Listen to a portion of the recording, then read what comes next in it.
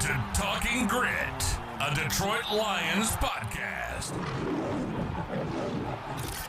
Powered by the Monroe County Reporters.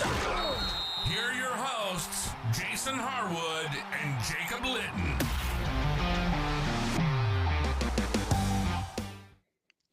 All right, welcome everybody to Talking Grit. I'm Jason Harwood, and with me is Jacob Litton. Next week is going to mark our 1 year since we started doing this podcast. To celebrate, we've invited not just a guest, but a huge guest, someone we all know. You've seen his hilarious videos on YouTube. He's visited 30 NFL stadiums in 30 days. He's raised over $1 million for charity. It's NFL Fan of the Year in 2023. It's Tom Grossi. Welcome to the show, Tom. Guys, thanks so much for having me. And I like how you introduced it too, because then I was, usurped by Megan, who is now the 2024 reigning defending NFL Fan of the Year. So Lions represented, right? That's it. Got to get in there. Got to do that charity. It was great. No, Megan's awesome. She's raised, I think, like $30,000 for charity. And so it was super awesome to see her win. Yeah, that's great. It's a good brotherhood, sisterhood to be involved in, I'm sure. Oh, yeah. We meet every Thursdays. It's wonderful. Oh, that's good. Yeah. You got special key cards. You get to go in a special room. Roger Goodell greets you and all sorts of things. We get 5% off at the pro shop. None of this is real, by the way. They give us no discounts.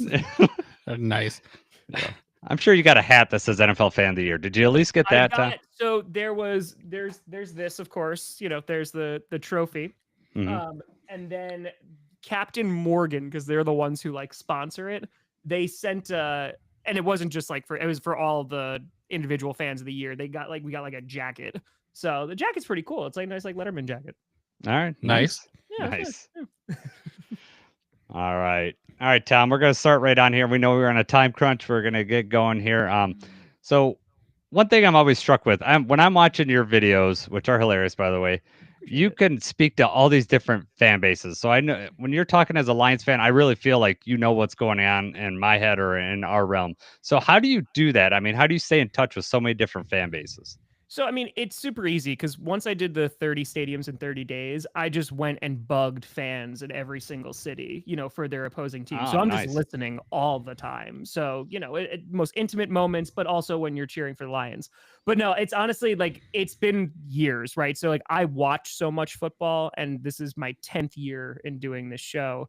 And the way that the show started was each week I would bring on a fan from the opposing team, right? So I interviewed Lions fans 2 times a year, Bears fan 2 times a year, and then so I interviewed all 32 fan bases for years. And so that's kind of where you first to start get that perspective, right, of what's going on.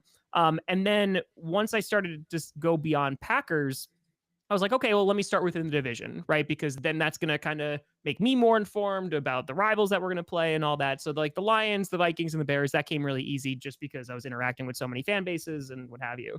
So now over the years, as I've been doing the, all 32 teams, whether it's every fans or whether it's individual season reactions, it's important that the accuracy is there, right? So if the Lions release some obscure offensive lineman that the entire fan base is happy about, it's important that I say something about that and not just gloss over it. So honestly, it's gotten to a point where not only is just watching football, but it's just a ton of research. It's going on message boards, it's going, on social media. And so, but it's also, there are 32 fan bases represented in the chat every single time that I'm live, and I'm streaming every primetime game for the past, oh boy, I think this is the 5th year in a row that I'm going to be doing that.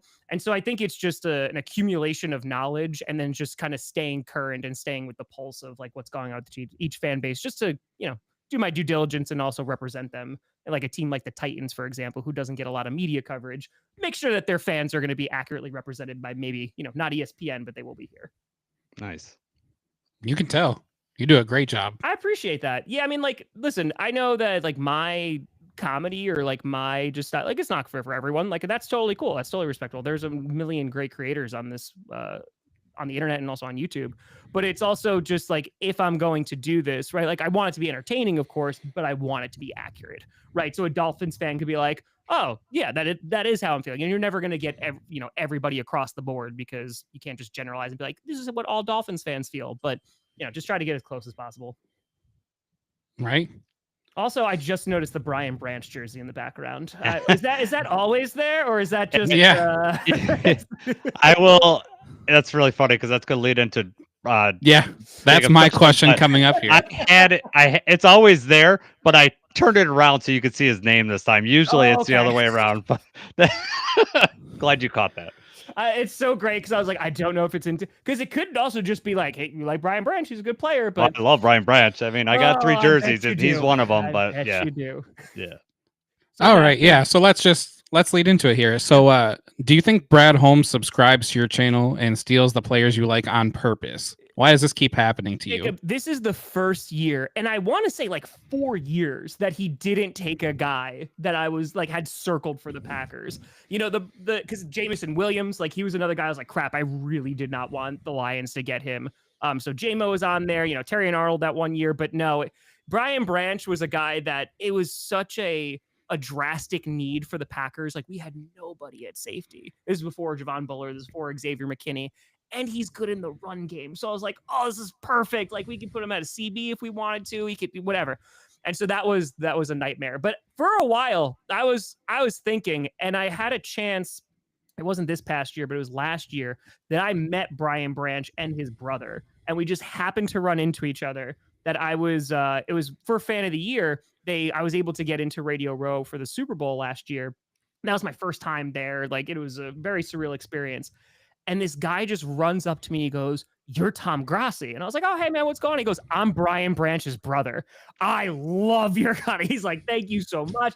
And then I met Brian, and they had a good old laugh about that, too. So I'm glad that I could provide that entertainment. But yeah, Brad Holmes, just stop, please. Please stop watching. Unsubscribe. Turn those notifications on.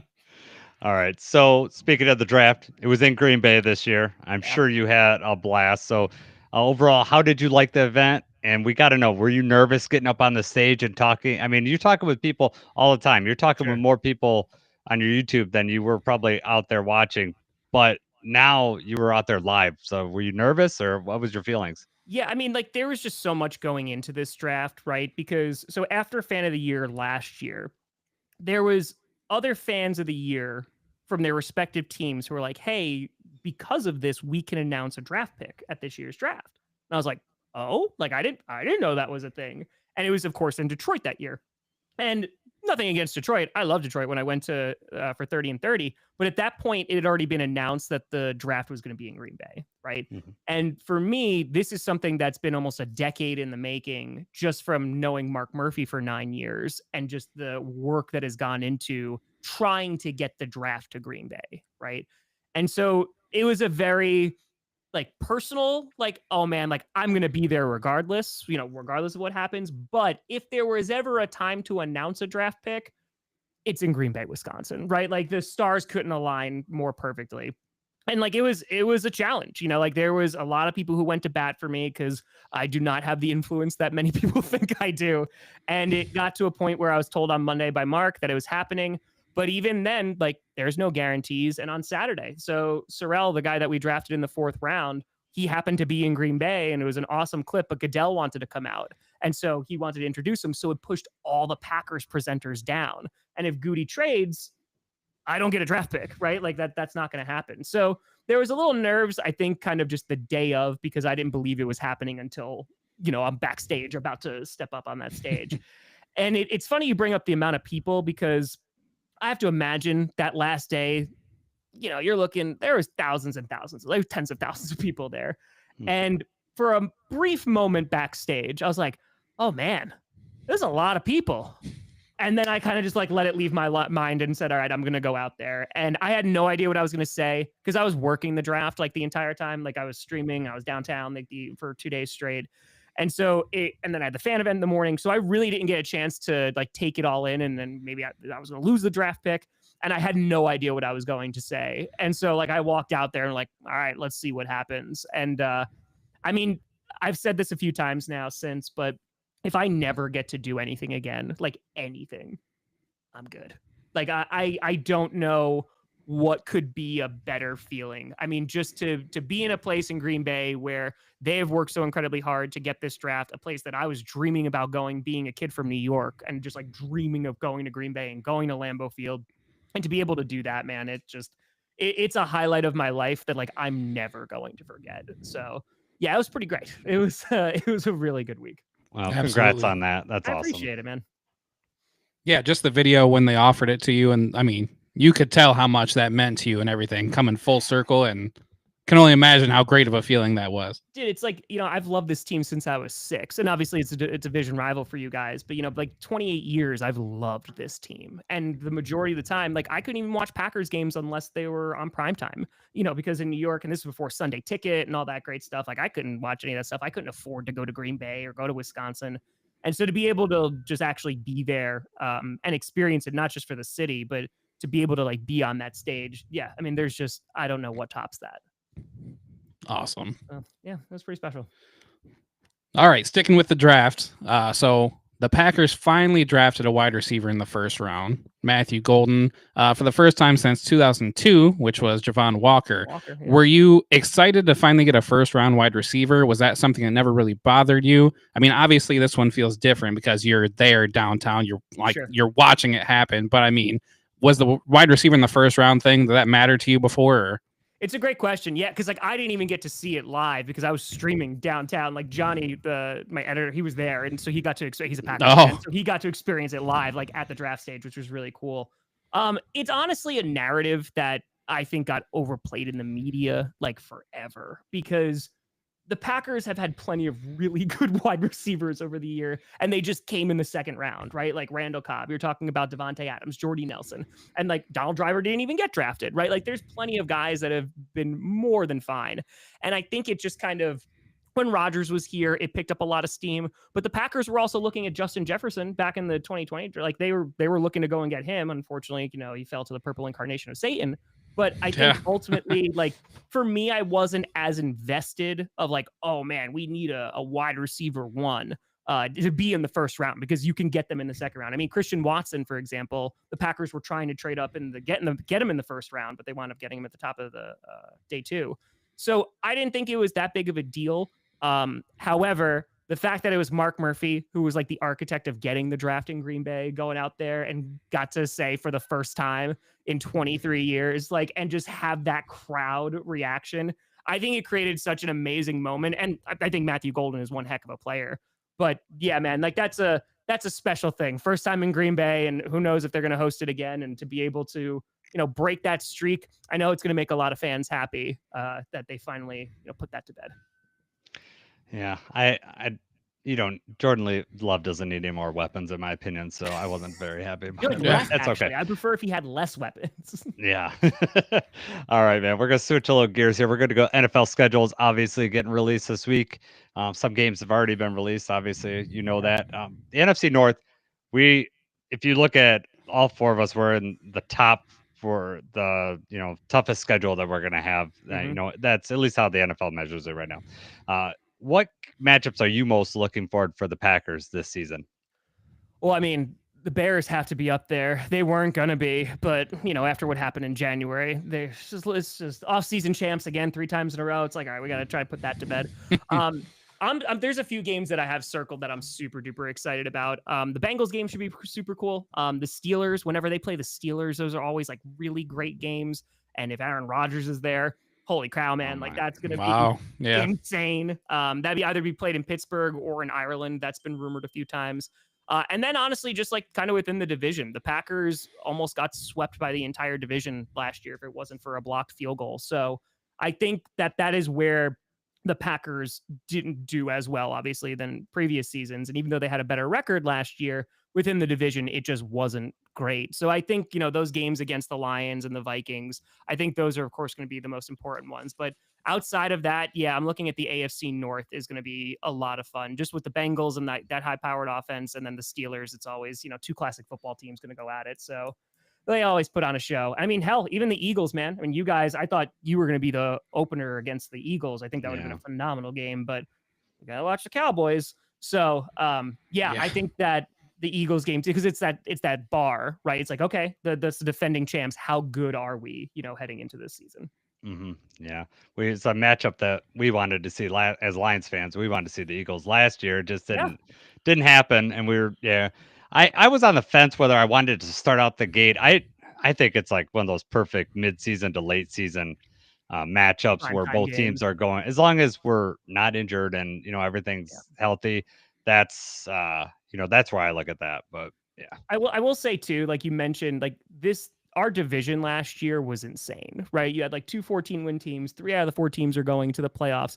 But it is, I don't like it, of course, for the Packers, but it is kind of incredible that none of us won a single game in the playoffs after all of that, because we were talking so much crap to each other. It was the Lions destroying the Vikings. It was that hyped up Sunday Night Football game and just crap it. That was destroyed them, and that was amazing. Then the Vikings lost and the Packers lost, and it was the fact that we all walked away with nothing after all of that. It was like, okay, cool. That's going to humble us real quick. Yeah.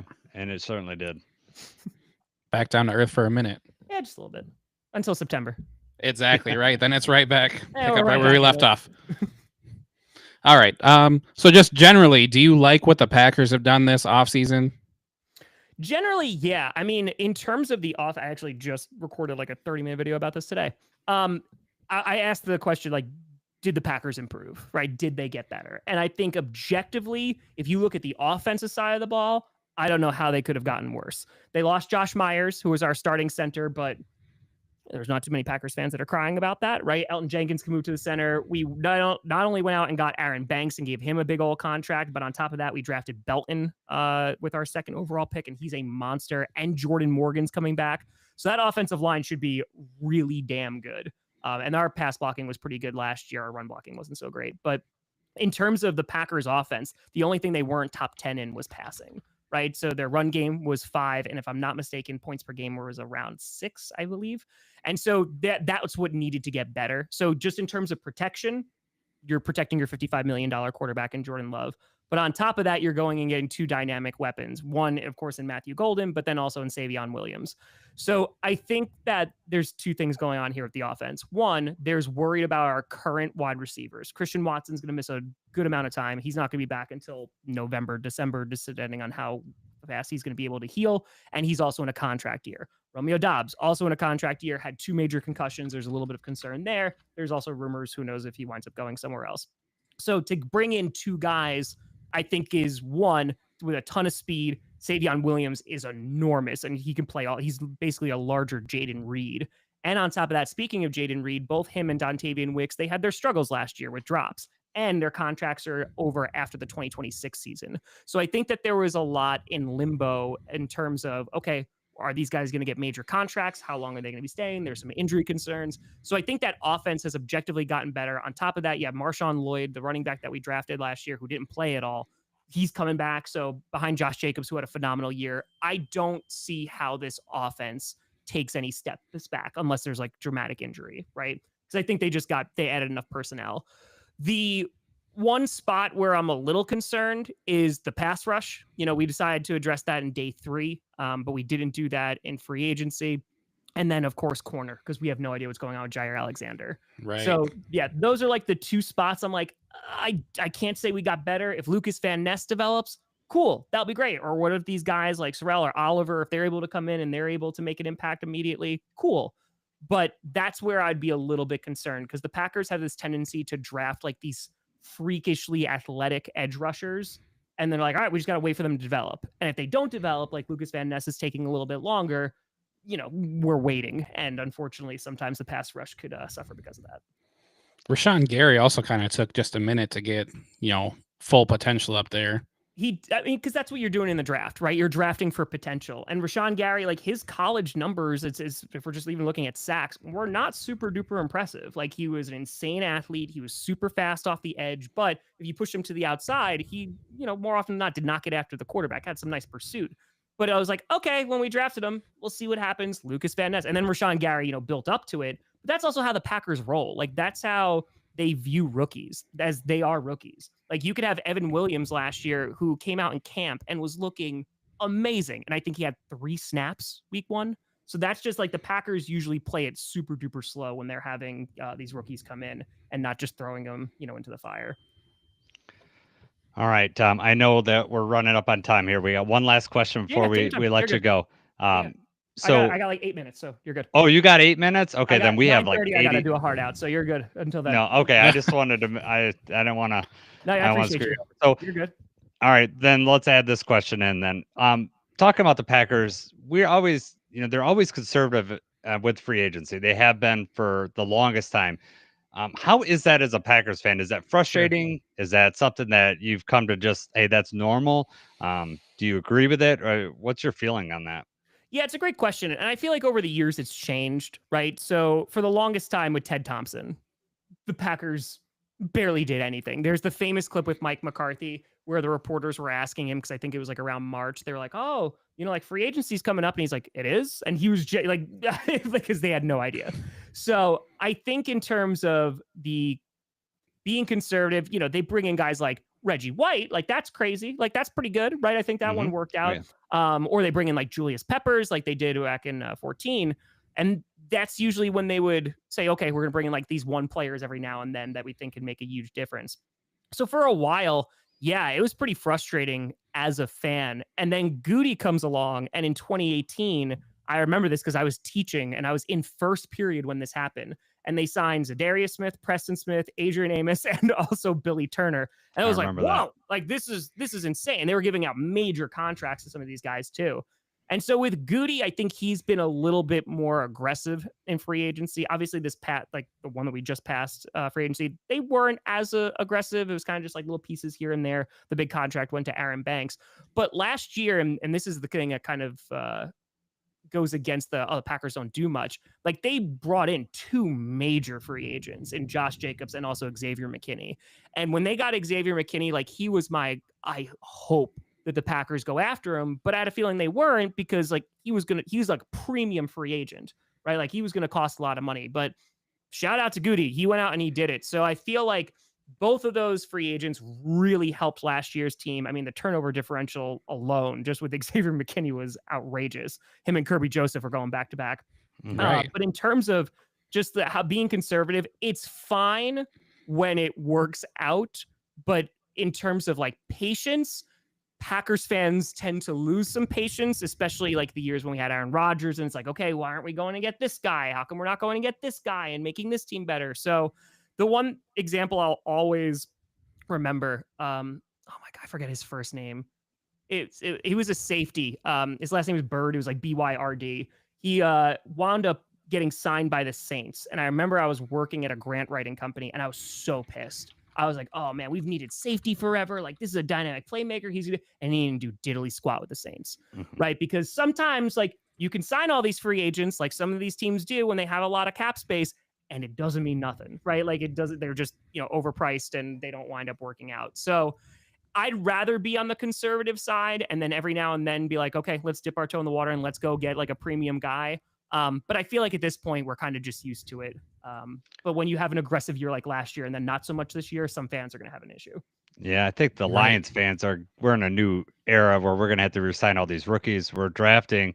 And so there's a considerable amount of the fan base was upset that we didn't make a bigger splash in free agency.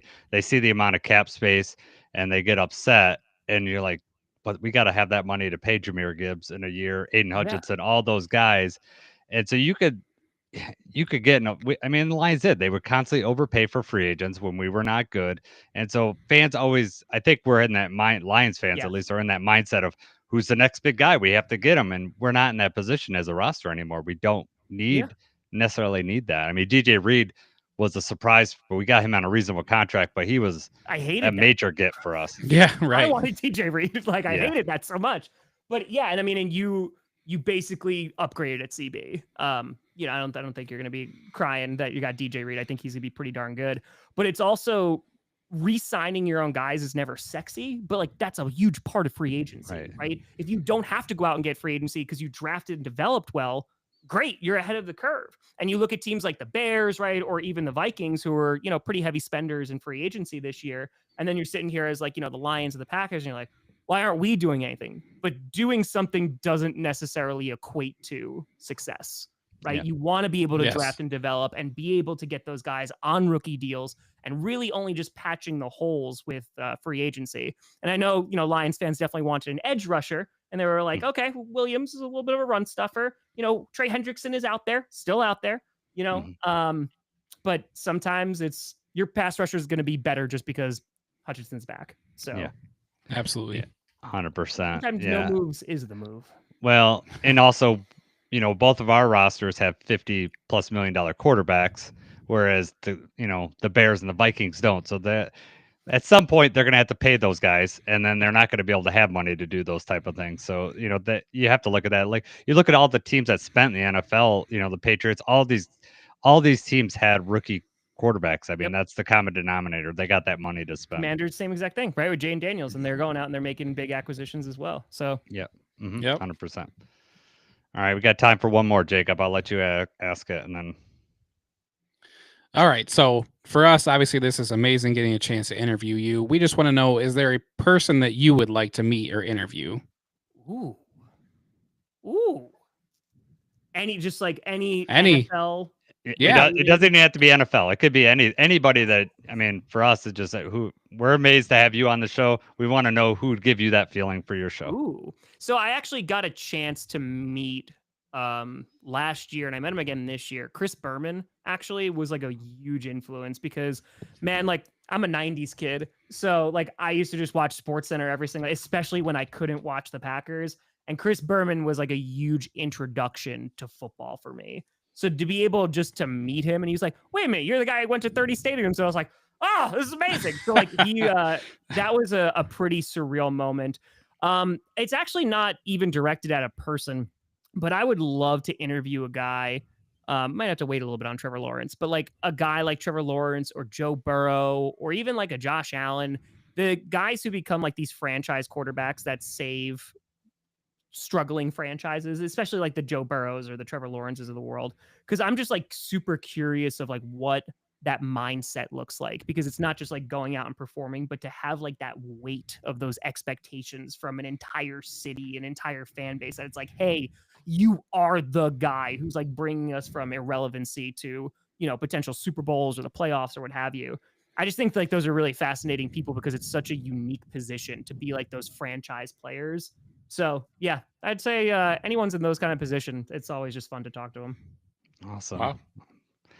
I did not expect to go that way. I was expecting some Packer grade or something like that, but yeah, that's great. It's awesome. Like I've had a chance to talk to a few Packers folks over the years, which has been really, really cool. But like that, I kind of look at as if it happens, it happens. But I like talking to people, and so like once you kind of just get to that level of like, oh, like people are people, and you're just an insane athlete, like let's talk about that and what that process looks like. And it's even like going to the draft or the combine, and these kids are like 2 years older than who I was teaching in high school, right? And just be like, hey, so you're 20 years old and are about to get millions of dollars and achieve a lifelong dream. How does that feel? That's those are the kind of stories that I'm just really interested in. Right. No. Well, I mean, your ability to talk to people is your greatest asset. So, I mean, it seems like that'd be just natural just to have that conversation. I mean, obviously we were nervous, coming up with these questions, going to talk to you, but you made it so easy to talk to. People are people. That's it. You hang around enough people. Like it doesn't matter what they do. As long as you can like connect with people, people are people. That's like, I'm just a dude in a basement, Yeah. Just so all the listeners out there just know, before we got on the show, Tom had all these rough guidelines about what we were supposed to ask him. And he was just like, wow, it was eye opening.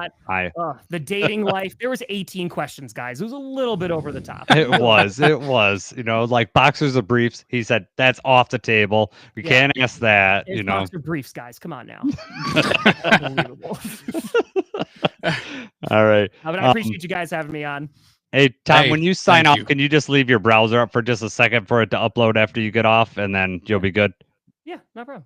Yeah, just leave. So we'll and appreciate you having Tom on. Tom, is there anything that you're cooking that you want to tell about people before we sign off here? I got to move halfway across the country, so this off season I'm not doing something insane. We raised $1 million in a week. I slept on the floor. I've done that. That was my summer thing a few weeks ago. So yeah, be good and kind to each other. We need all that we can get, and that's it. Yeah, no, great. Nope, I love it. All right. Appreciate y'all. All right. Thank you, Tom. Thank you, Tom, for joining. Of course. just awkwardly sit here the entire time. You could you could actually hit leave studio, and then you can just and it'll upload for you. You're good. Perfect. All right, thanks, Tom. Thanks, Have a Tom. great night. Thanks, guys. Yep. That was incredible. Wow. That really just happened. Yeah. All right. If you're joining live, you could obviously catch that full interview on Spotify or Apple Podcasts, wherever you get your podcast. Hit the like, subscribe. We'd appreciate it. I'm sure we're going to get a few more listeners because of Tom being on the show. Was there anything that, first of all, we should give a shout out to JJ. Jacob's son is the one that instigated all this. Yeah, like right. He follows Tom, caught him up in a chat. They got to talking, and it led to this. That's how this happened. So it was all JJ. So shout outs to JJ. That was amazing. Right. He really pulled through. I know he was happy about it. You know, he watches all the content. Tom goes live several times. He does Friday night Q&A. Like, you know, obviously we just saw he's such an easy person to talk to listen to. Very funny, very down to earth. And, you know, JJ just put a couple comments out there. Tom responded, and here we are. Yeah. Unbelievable opportunity, man. That was awesome. So my question is, okay, so Jeremy Reisman was episode 5. We just had Eric Schlitt on not too long ago. We've had other amazing guests in between those guys. Were you more nervous for Tom or Eric or Jeremy or anybody else that we've, you know, talked to? See, for my thing, we interviewed Jeremy so early on, I didn't even really understand because I didn't listen to the podcast like you did before. So I did not know the level of Jeremy's, like, you know, his intelligence and how in-depth as a beat writer and everything. I didn't know that much about him before we interviewed him. So therefore, I didn't have a chance to get nervous just because it, you know, it wasn't like that. I was a little bit nervous about Eric because obviously we had been into it a little bit longer and I knew how smart he was and how in-depth and everything. I was most nervous for the Tom interview. I still expect him to ghost us. Maybe, you know, it just wasn't going to come out. Or, you know, sometimes people are not exactly who you see when they're online making content, but that dude is 100% genuine. I don't know if you saw the video, you know, where they offered him the chance to announce the draft pick and everything. You could see it on his face. I saw him do the draft pick, but I did not see that video you referenced. Yeah, no, just 100% genuine. And honestly, I just feel like he fits, you know, if he was a Lions fan, maybe, but he fits right in with me and you. I mean, just that same kind of, you know, that's how me or you would react if they offered us a chance to get to announce the Lions draft pick. You know, we're just blown away, just, you know, incredibly grateful. And, you know, yeah, he's just an awesome person. So that was great. So, I was not nervous interviewing him. I was nervous of him showing up, you know, just like getting there. Once we got to talking, it was easy. And I felt like, I can go back to Jeremy. Jeremy, I was really nervous. I mean, that was episode 5 for us.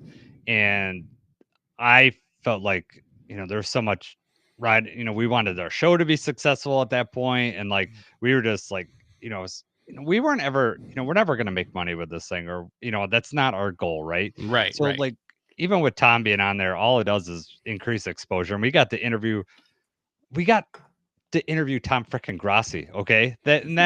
This is cool. And then same thing I felt when I got to interview Eric and interview Morgan, Miko. These are all guys that I really respect their football minds and just enjoy talking football with.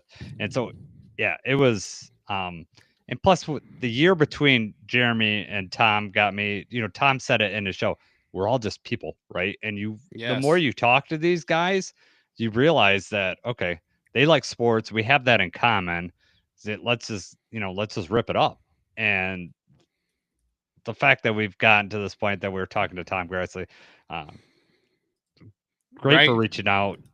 Jacob, you did an awesome job. I've gotten every interview that we've done through this podcast, I think, except for you've gotten Tom Grossi. So well, let's add everybody's subscriber count and we'll see how many you got and we'll see how many I got.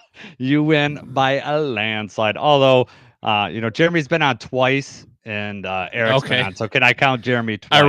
Arif Hassan's got a lot of followers too. Hassan, so yes, I mean, you know. And that's another one that you can't. Bo Brack though. I emailed Bo Brack first just because he got back to you. He did. I don't know. Maybe my email demeanor was a little nicer. So maybe it was. I got to work on that. Yeah. You be nicer in my emails. Dang. All right. So Let's move on. Rookie minicamp was this week for the Lions. Did you catch any of the interviews with the players? Did you see any of the tape? What did you think? So I did not see any highlights of them working out or anything like that. I didn't know if those were out there, but a couple things. I know the rookie minicamp, we signed a couple players from there, but the one thing I want to mention to start off here is Dominic Lovett. So, we talked about that, and he was somebody that was like, I'm not sure about this guy. And I said this too. I said, I'm not sure about him on paper. Said this doesn't make a whole lot of sense to me. Looking at his stats, looking what he has to offer, I'm just not sure where he fits in, and I feel like he's a really big long shot, to make the roster. And while I will say that it's still a long shot for him to make the roster, he has just as good of a chance as any of these other undrafted receivers and stuff like that. He was a 7th rounder, but I saw the press conference and I can see why they got him. I like his personality. He was funny. He wants to do everything he can to make the team, to help the team win. He shouted out Rakestraw. He had great things to say about his teammates at Georgia. And, he talked about the other undrafted receiver, Jackson Meeks, said the Lions got a steal with Jackson Meeks. This is definitely somebody that I'm rooting for now. Very likable player. Mm-hmm. Did you see that? What kind of vibe did you get from that? Yeah, now? I got Jamal Williams vibes all up and down that. Yes, that right, interview. Right. It was like just laid back and just he was. He's just flipping a water bottle. He's just talking. Yeah. I was like, get that water bottle away from the microphone. He's gonna have to get learn about that. But watching watching every one of those interviews, you see what type of player the Lions gravitate to. They are all so natural, just talking, and Tate was awesome. Hassanin was great. His bit about what was your favorite thing about getting up to the big food, the lobster mac and cheese. Yeah, exactly. It's another reminder, like Tom said, these are 20-year-old kids, and that, they've just, it's like, they've been eating regular mac and cheese, and all of a sudden now, we're getting the lobster mac and cheese. This is great. But I like that. Some of the video that came out, Tesla made some great catches. I actually did see one, like a fadeaway catch that he had. I didn't see a whole lot, but he had a fadeaway catch, and then he also had one where he really worked the corner to the sideline, and both those catches that they showed that I saw in the highlights was away from his body with his hands. He's got strong hands, and that's what you want. That's what I want to see with a receiver. Tom was just talking about his receivers with drops last year with the Packers. We're not going to see that with the Lions. Lions, get wide receivers that don't drop the ball. Right. Very important aspect of the game. Yeah. And then, Tyleek, I don't know if you read this. He wasn't out there. He's still, they're playing it slow with was that a hamstring injury? I'm not sure where. It's a lower body injury. I don't think it's anything major, but he was working on the sideline. I think he said the Lions were the ones keeping it, Yeah. No sense in pushing anything right now. One of the clickbait articles I saw was like, Tyleek Williams already unhappy with one of the Lions' decisions. And it's like, no. Of course, man. That's how they get. I know. I'm just like, I'm not clicking on that. You don't got me. I know what the real answer is. Right. I watched the press conferences. Exactly. It's funny now you don't fall for it. Yeah. Nope. Or it's even funnier when we already know the stories, and then you can see the clickbait, and then we can put 2 and 2 together. Like, okay, I see how they came to that. I know. And then, like, when we do stuff, like I'm making YouTube titles or something like that, I'm like, how do I, because that'll get clicks. But do you want to be like that? Do you want to be that guy that has it? And it's hard not to be. It truly is, because you will get a lot less attention if you put exactly what you're feeling in your article. Right. You want an attention grabber, but you don't want, that's bordering on like false information just because they're trying to get, mm-hmm. And that's, somebody clicks the article. As soon as they see it, they unclick. They're not reading. They're not, pulling anything. Or if you go into Reddit, some people are just already gaining conclusions just based on the, they didn't even click on the article. They see they see the headline, and then they were like, oh, Tyleek Williams already unhappy camper. No, it's not true. Do your research. Exactly. Do you want to talk about the guys we signed? As Do you have far those in as, front of you? The rookie minicamp? I don't have them up. Do you got them up? I got them up. Yeah. All right, go ahead. So we signed 3. You know, we had the rookie minicamp. We had some tryout players on there. We did sign 3 of them. So tight end Luke Deal, he's an undrafted free agent from Auburn. He showed enough in the rookie minicamp that he actually was signed. And then we cut Caden Prescorn. He was the one from Ole Miss that actually he's from Michigan. So Caden got cut. Luke Deal took his spot. We also signed a wide receiver, Malik Taylor. So he's from Flint, Michigan. He played at Ferris State. He actually is a 28-game veteran. He played with the Packers and the Jets. So we've got another receiver on the roster now. And then a defensive lineman, Raekwon Williams. So I don't know if you remember, he actually went to Michigan State. And he's played in 7 games with the Eagles. So a couple of vets, one undrafted free agent. But our roster right now sits at 90 players. Ahmed Hassanin actually is qualifying for the roster exemption from the International Pathway Program. So he doesn't count against that 90, but the roster's full right now. Yep. Yeah, we had 2 roster spots empty, and then so we only had to drop 1 player, and then we picked up, 3. It's gonna, we're gonna see changes from now until obviously till the cut down day that things will happen. People will get released. We'll sign people. People will get injured. All those type of things will happen. But I'm liking the way the roster sits right now, man. I really feel good about it. Right. All right. NFL schedule. It's coming up. A few of the games got released. We did not get week 1. We talked about it with Tom. Were you disappointed? Did you want week 1? Was that something that you really wanted? You mean the opening game or just like the prime time things like the opener. Right. Yeah. I do like the opening, the primetime thing. Like when we played the Chiefs in the opening game, that was really cool. I'm okay with it though. I told you like maybe it'll be the Sunday night primetime game. I don't know. Yeah. Yeah, I'm okay with it. I mean, did you right? I didn't think we were going to get it. I didn't think we were going to get it because we just had it 2 years ago. Although I like the matchup and everything, I didn't think that we get it. I didn't think they'd go with division game though. Cowboys. Yeah, They don't need the Cowboy. The Cowboys are a draw. That's a division game. That's going to be a draw no matter where it is in the season. I was surprised they went with that. So, yeah, I don't understand, but yeah, I mean, I understand, I get it, but it's still just kind of weird. Yeah, no. But the thing that it kind of sucks about when you get that week 1. Let's just say that we lost. That would be a long week 1 until week 2. If we had lost on that opening game. I mean, even if we won, you still got to wait. And it seems like you waited so long for the season to start. It starts, and then now you got like almost like a bye week. It feels like because you got 10 days until the next game. True. So we'll see. I mean, I don't know. I'm wondering if we're going to start on the road because we have 9 road games this year.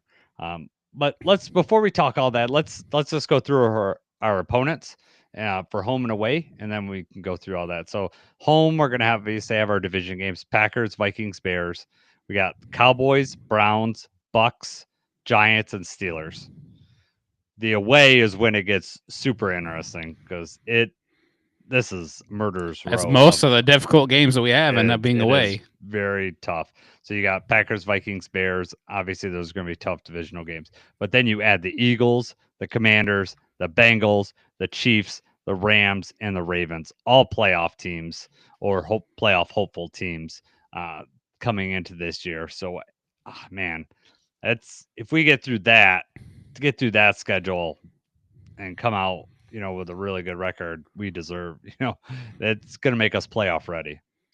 I don't know if we can go undefeated on the road back-to-back years. Man, if we did, like with this schedule, and you never know. I mean, like some of these teams could have an injury at the, right time for us, wrong time for them. There could be just, some, teams may not be what you thought they were going to be, but looking at it on paper, this looks really daunting. Yeah, for sure. So Lions are tied for second for the hardest schedule in the league. They're actually tied with the Bears at the last one I looked up. So with our opponents last year had a 571 winning percentage. The Packers and the Vikings are tied for 5th the last one that I looked at. So, part of it is that our division's really tough, and you have like both, based on last year's records, you had the Vikings and the Lions with top records in the league. So like that's going to up, how hard your schedule is. And then, obviously the Packers made the playoffs too.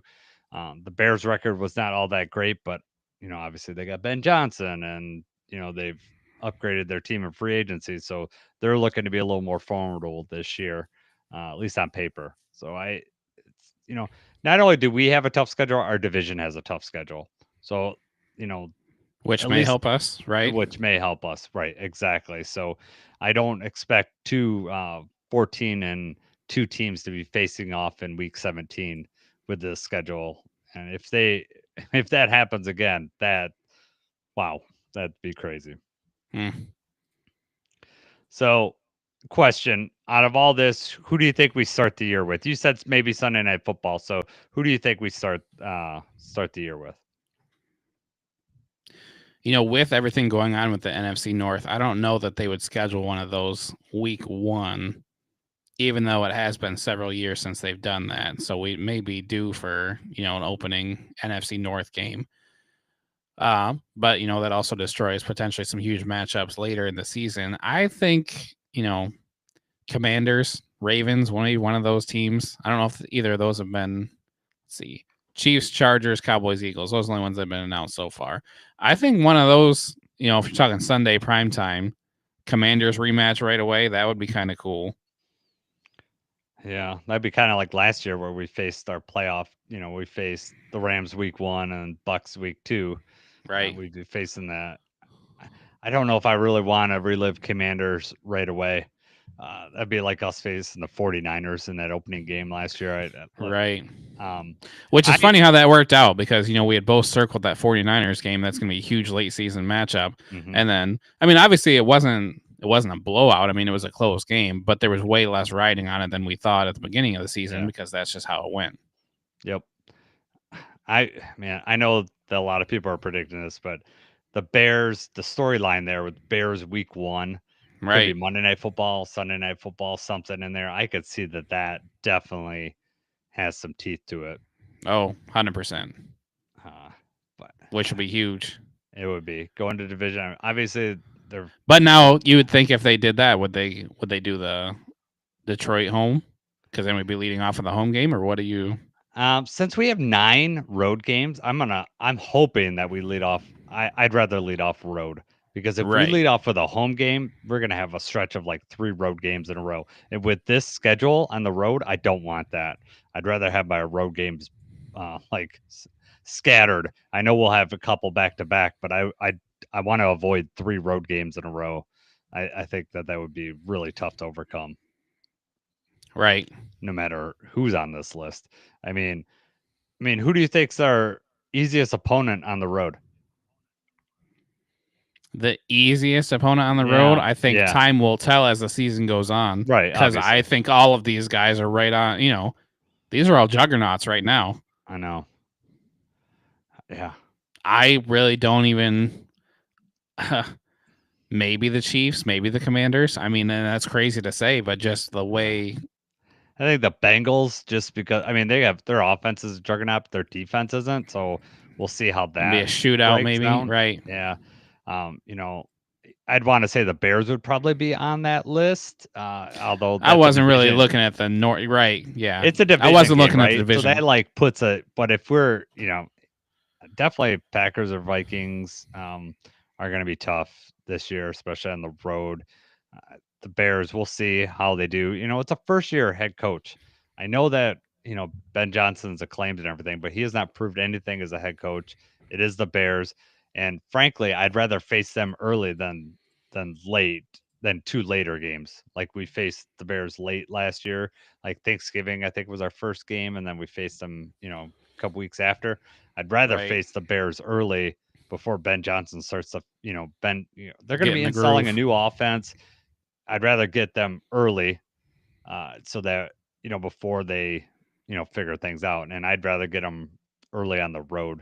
Like I would mind a week 1 game on the road with the Bears. Just I don't know. I mean, they started off the season really strong last year, but that was also because they were the teams that they were playing, and like you think week 1 last year, the Titans.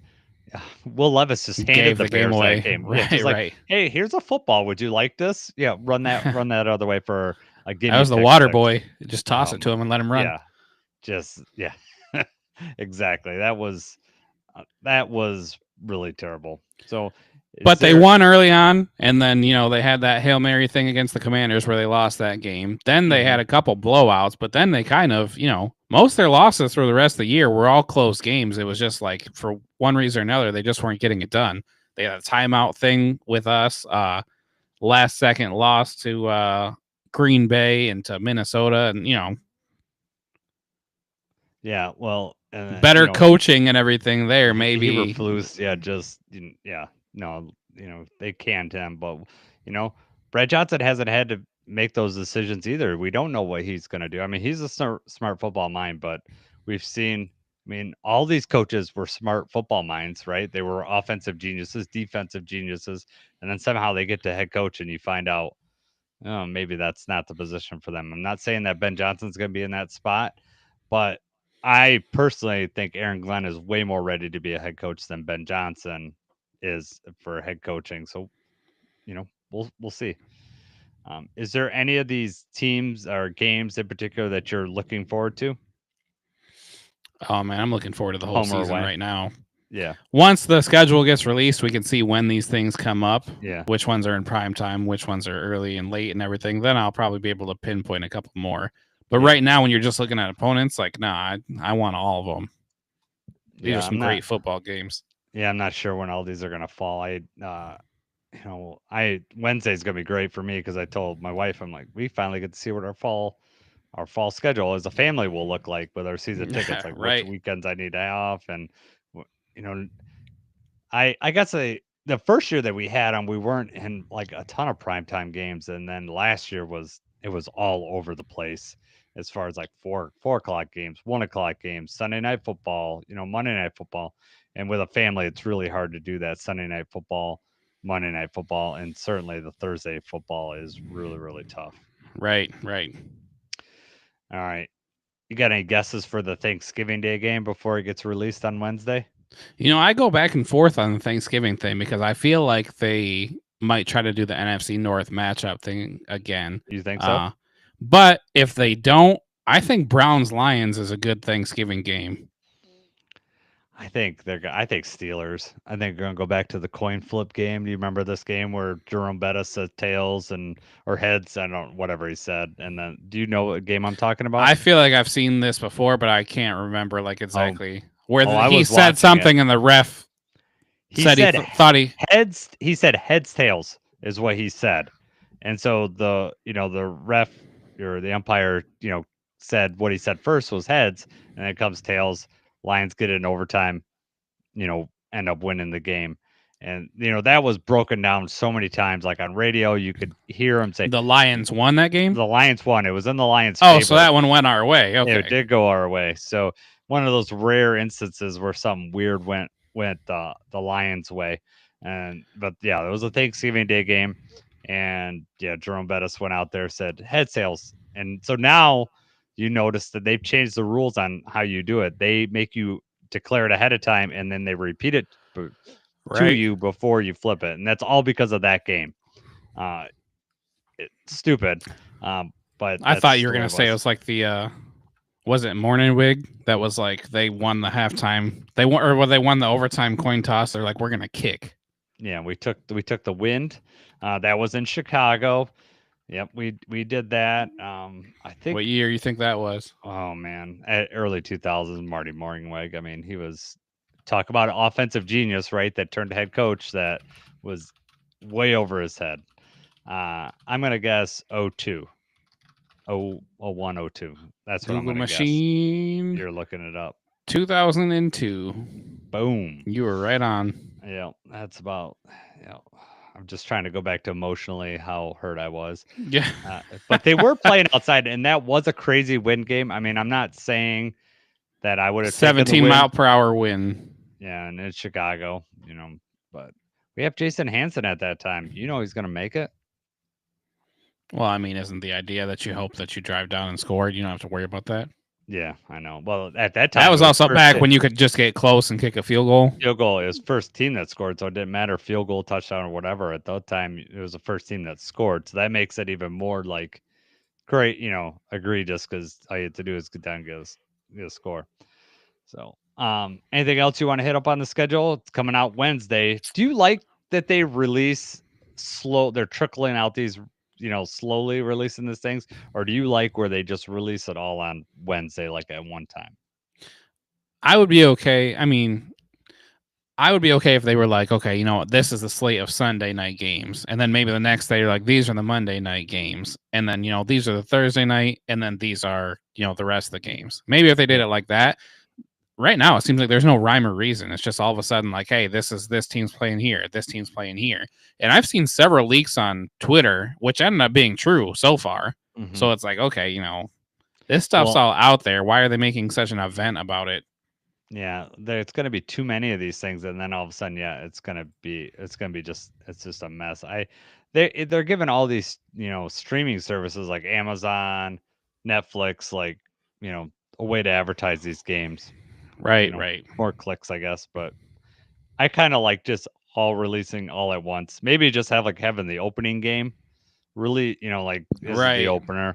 Have that. Maybe the international games do that, and then everybody else. I kind of equate it to like Christmas morning. Do I want to open up, scatter my gifts, or do I want to just open up in one giant, day of opening gifts? And I'd rather do that rather than spread it out. All right. Saturday, December 20th, Packers at Bears, Eagles at Commanders. Oh, and just because those are Saturday games, I mean, is that? Yeah, they did that, and then there's also the Black Friday game. Is I think the Eagles and the Bears. So yeah, Bears have already Eagles. had a couple games announced. With the Bears getting games announced, and they're on the the league's expecting things from them, right? And they haven't done crap. This may be Jets, Aaron Rodgers. We got to watch the Jets in primetime all year long, as they're just garbage. Yeah. One thing I am thankful for is that Aaron Rodgers has not signed with anybody, because maybe they'll just assuming the Steelers. Like maybe they're just assuming the Steelers, and they'll give Steelers get a lot of primetime games anyways, just because they're a huge draw. But if Aaron Rodgers was there, then they would get even more. Maybe they're just going to assume he's going to sign there, but then maybe he doesn't. Maybe now with Derek Carr goes down, the Saints take a chance on him,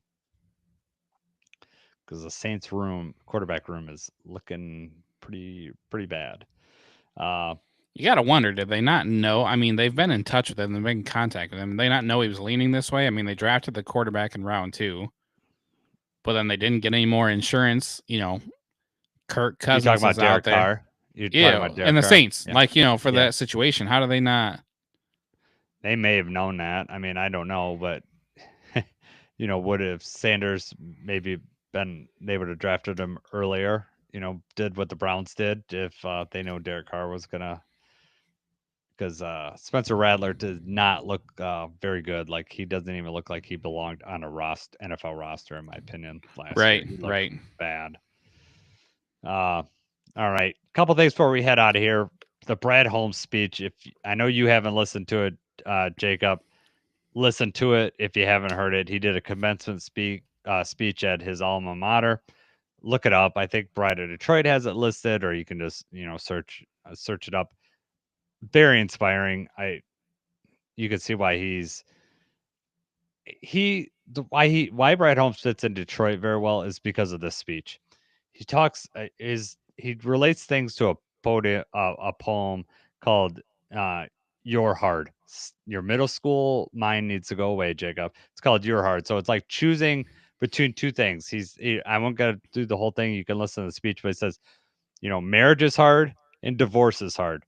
And so basically the gist of it is any path you choose is going to have some hardships. Choose the path that, that is right for you. And, everything's going to be hard. Don't shy away from that. Don't think that's going to be hard, because whatever you do the opposite, it's going to be hard in a different way. So I highly recommend you, reading that. And then Aaron Glenn, I don't know if you caught this or not, Jacob, because you worked today. There was like an interview released with him today, and he talked about Dan Campbell, and now he owes a lot to Dan Campbell. But also in there, he talked about how he met every day at 7:30 a.m. with JMO every day, Aaron Glenn, and they would sit in the office and talk at 7:30 in the morning. And I thought that was really neat. He's a defensive coordinator talking with JMO, and I just thought that was interesting. Right? No, that's cool. So I mean, it just and then you're like, how hard would that be? That'd be weird, talking with a guy every day for like 2 years at 7:30. Not every, obviously not right. but like for a majority of time, gone. and then now he's gone. So you're gonna have to have a where you're gonna replace that with, because I'm sure Aaron Glenn was just giving him guidance, and they were just talking and chopping it up, and that maybe account for some of JMO's maturity.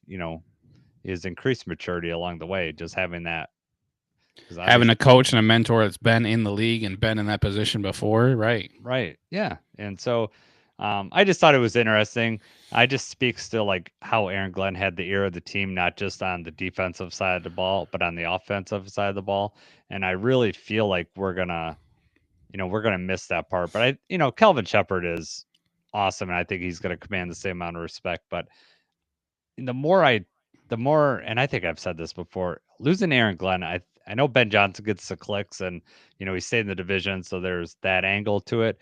But I think Aaron Glenn's effect on this team is going to be missed more than Ben Johnson. That's at least my opinion.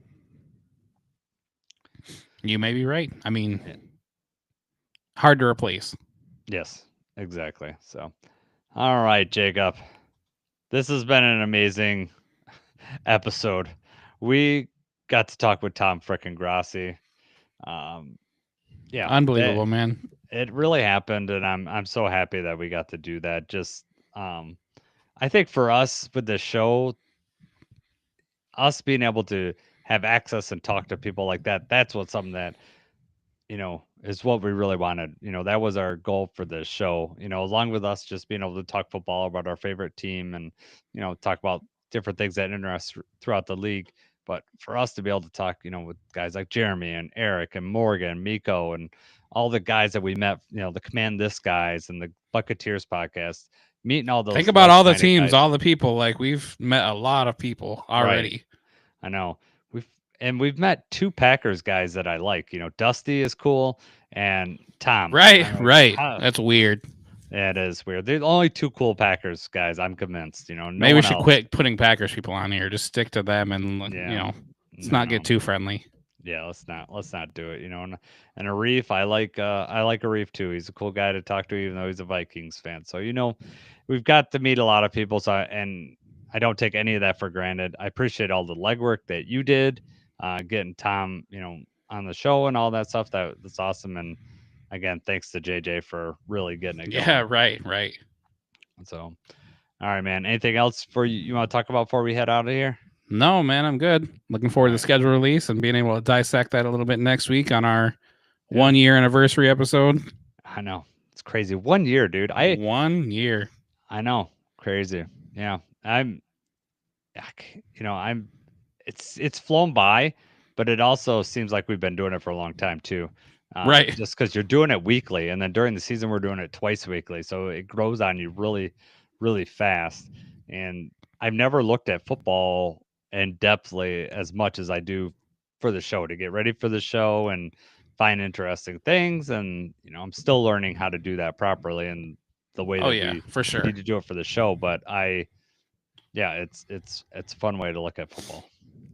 Hey, and it was funny if you caught what Tom had said, like when he first started and everything, that he was just interviewing, teams about the matchup coming up and everything. It's like, okay, well, we're following that path right now. Yeah, exactly. I know. Yeah, and gotta start somewhere. We're way fun. I mean, we're 2 people. Tom's 1 person. We're like twice as funny. We're twice. Yeah. So nice. No. Yeah, you'll see our videos copying him. I mean, there's quite a few people that try to do what Tom does. As far as like talking to other teams, and there are some funny people that are doing it, but just no one does it quite to his extent. Right. No, he's great. I wanted to ask him about the 40-yard dash. I forgot. I didn't get to sneak that one in there. Yeah, I think that was my question, but we were also like, it's like we talked about. It was like a continuation about his draft experience, and it was like, Yeah. that's what we don't need to push anymore. Yeah, I know. Well, how fast do you think you could run the 40, Jason? How fast? I ran it. I'm just over 6 the last time I ran it. Just over 6. Yeah, just over 6 seconds. You made it the whole way without falling? I did. I was huffing and puffing at the end. No, I ran it. I would do it because they had the time 40-hour dash. They didn't do it last season, I don't think, but previous seasons they'll have it out in the Brush Street corridor there. They'll do it before the game. Lions games, they have it there. So they always have it set up. Yeah, and so we would do it. In our first year that we're going up there, the boys were like mesmerized by it. So we did it a bunch of times, and of course, I would do it with one of the boys, and then the other one would want me to go. So then I'm going back and doing it, and like 3 or 4 times of 40-hour dashes, I was pretty winded after that. But I beat the boys, but I think Bradley, my youngest, would beat me now. He has gotten much faster. Preston. I don't think Preston is like his dad. He's not the most coordinated, athlete. Very try hard, loves the sport, will do anything to play sports. But he's, he is just not as gifted athletically as, just like his dad, unfortunately. Whereas Bradley, I don't know where his genes came from. He was switched at birth or something. Yeah. Because he's very. Sarah run a 4.640. Yeah. No, Sarah has 2 children, so now she can't. She'll, biologically things happen when she's run. So no, she'll laugh too much, and then that is a great way to put it. Yeah, so Sarah will laugh, and when Sarah laughs, she loses all bodily control. Like she cannot like do anything coordinated when she's laughing. And Preston is the same way. We'll play pickle, and I'll get him laughing, and then all of a sudden he can't catch or throw the ball, and it's funny. It makes for a good time. It does. And so when I'm playing basketball or something and they're beating me, I know how to beat Preston. I just started getting him laughing, and then he'll turn the ball over because he has no coordination skills at that point. Nice. Yeah. So I'm just like you. I don't want my kids to beat me yet. I don't let them win in anything, and they got to earn it. And I don't I probably rub it in their face a little bit too, but I don't go overboard. I think you're meaner about it. I bet you're mean to JJ about it. I let JJ win for too long, to where I think that he just thought one time where he was just like, okay, I am him. I am the greatest at Nerf basketball there ever was. So then I have to start playing him harder. You let him win. I didn't think you would be the type of dad to. When he was younger, as he's getting older a little bit, it's like, okay, now I have to actually play a little bit. But we have some intense wiffle ball games out here. Mm-hmm. We just played the other day, which is cool now because now Milo's old enough or big enough where he can actually kind of play along too. Nice. And it's just usually them 2 versus me. And it was the bottom of the 9th. Milo hit a ball and got to first base. I had a 1-run lead, and then JJ's up to bat. I have him a 0-2 count, and then he comes back 2-2, and then JJ smokes one over the fence for a walk-off home run. Man. Nice. And I did not let him do that. There's 100%. I was not trying to give up a home run right there. What, and then I just had to bat flip it. Did he bat flip? He did not do a bat flip. I don't think he did. It was one of those things like a, pitcher. You just watch the ball go over the fence. You stare at it for a second. You're like, oh man. I left a curveball hanging. He sat on it. Man, the bat flip thing in baseball is kind of it's newer. I mean, they never used to do that. I mean, back when I was younger, in major leagues, if you bat flip, the next guy was you were either going to get beaten the next time you were up, or the next guy was going to get. Yeah, he was going to take it. Now, now there's epic bat flips. I remember Torque earlier this season just slamming his bat on the ground, just me mugged it, looked awesome. And that's awesome, though. I love that. Yeah, well, I like that, and then the pitchers show emotion too, so it's kind of relieved both positions. Pitchers couldn't show too much either, but you got like a guy like Scooble on our team that is, he's not showing up the hitter. It's never directed right at the hitter. It is, except for Nito versus the Angels. Were you? Yeah. Do you watch that? Yeah, right. Where Nito was, he got him for a home run. That was the first, right. And then Nito he struck him out in Tarek's like, yeah, I got you. And that was Nito was talking first. But Scooble, all his aggression is like totally towards his own dugout as he's going towards. And I think that that's the right way to do it. I mean, you could be excited about it. I just don't.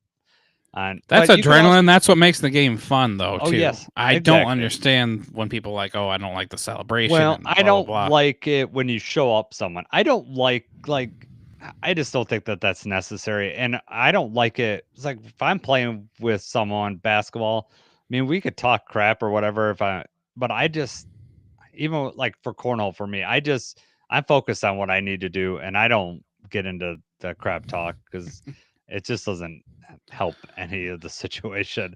I don't. Do you like ever showing hit? people You up. hit one on the hole and then you hit him with the bow and arrow Oh celebration. yeah, I haven't done that. I mean, I fist pumped and You stuff can't like see that. me. Yeah, I've fist pumped and stuff like that, but nothing in someone's face. And I've Right. had people been kind of crappy with crappy competitive that I don't like, and I just don't want to play with those people. It's just not that. I mean, I love shutting them up by beating them. I mean, that's super satisfying. But I'm there to have fun and have a good time. I don't, it's cornhole. We're just throwing bags at the end of the day. But I'm okay with the bat flips too, as long as it's not just like totally they're like staring down the pitcher as they do it. I think that would be crappy. But Shohei did the one the other day where he just like looked at his own dugout and flipped it way up in there. That's cool. I mean, I'm Right. down with that. We went to the Mud Hens game for JJ's birthday, and Akil Badu caught one, man. And it was one of those no doubter. As soon as he cracked it, the whole stadium, just me and JJ too, were like, oh my God. As soon as he hit it, as the ball's like leaving, it's still getting air. He turns around to the dugout and does like a celebration or whatever to the dugout before he even starts running. And this thing hit like the very top of the brick before it would have completely left everything. Wow. Did you know it was out from the crack of the bat? Was it like the sound that yes. knew it was out? Oh no, absolutely. As soon as he hit it. It was one of those things where it's like, how far is this gonna go? And it went, I mean, as far as possible, another maybe foot taller, a couple inches taller, and it would have cleared everything. It would have went in the road because the road's on the back side of the. So, but yeah, well, Badu's from the left. He's hitting from the left side, so it's over. There's a building way up in the air. I mean, way up, and there's like some metal on the top, like a metal fence or whatever to protect. There's like a satellite up there. Okay. And then there's a banner. It hit the very top of this metal thing. Like it would have taken out the satellite, or it would have went. Yes. Yep. Yeah, it's on the Fricker side. Okay. No, it would have cleared everything, but just a little bit more. Man, that's awesome. Right? Yeah, no, it was cool. Well, Veerling hit one too. He's hit 2 home runs down in the Mud Hens already. Right. The 2 out of the 3 games he's hit home runs. They have him just DHing right now, so he's not playing the field. So he'll have to get in the field before they'll bring him up. I don't know how long of a window they have in the rehab assignment. I don't know if he has like 2 weeks or I don't know how long that is in baseball. Yeah, I don't know. You have to do before you got to make it. He was moving around pretty good. Yeah, he first at bat is when he smoked that one. Yeah, that's awesome. Well, the offense kind of needed them that over the weekend versus the Rangers, but they exploded today for came back alive. Yeah, 14 runs today. So gotta like that. All right, man. I will see you at work tomorrow, but that situation is going to be changing soon, unfortunately, as I took another position. But we still got Jason's leaving in a free agency contract. Yeah. Yeah. No. It's exciting, but also as I told you on text, it's bittersweet. I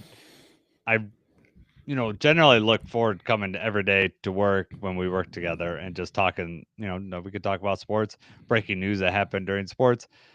Although we had to be guarded since we started the podcast about, we want to keep this conversation fresh, so we would not talk about everything. So lately we've just been reciting movie quotes and just different stupid stuff. It's a good time though. We're getting ready for our movie podcast. That's coming. We'll have to figure out whether, Talking Grit, does the movies, I guess. But no, that's not going to happen. We don't have enough time for that. No, not at all. No, I don't even have barely enough time to watch a movie, let alone, along with all this stuff. So, all right. For Jacob, I'm Jason. We're going to head on out of here. and I'll end it with "Go Lions."